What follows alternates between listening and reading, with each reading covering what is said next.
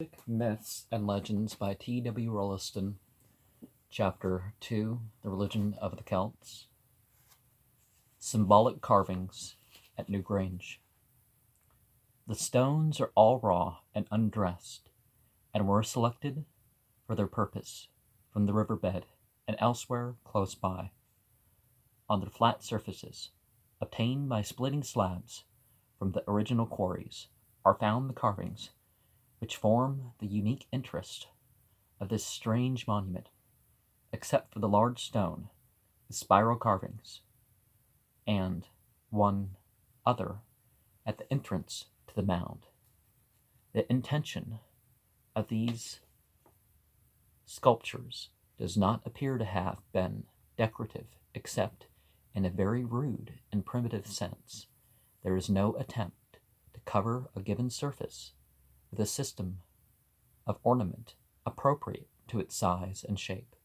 The designs are, as it were, scribbled upon the walls anyhow and anywhere. It must be observed, however, that the decoration was, certainly in some and perhaps all cases, carried out before the stones were placed in position. This was also the case at Gavr Innes. Among them everywhere, the spiral is prominent. The resemblance of some of these carvings to the supposed finger markings of the stones at Gavr Innes is very remarkable. Triple and double spiral are also found, as well as lozenges and zigzags. A singular carving representing what looks like a palm branch or fern leaf is found in the west recess. The drawing of this subject was naturalistic, and it is hard to interpret it, as Mr. Coffey is inclined to do, as merely a piece of so-called herringbone pattern.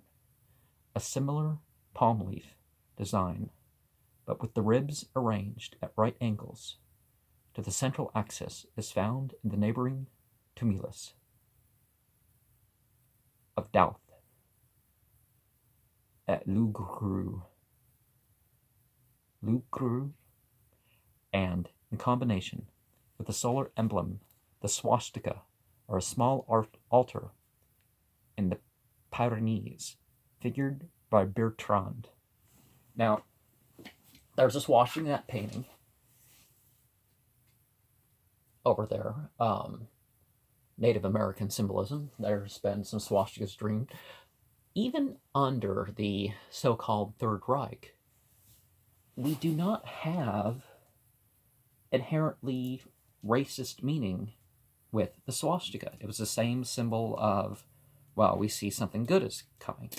Now, the implication under the Nazis is simply not, necessarily something that a person would want to associate themselves with.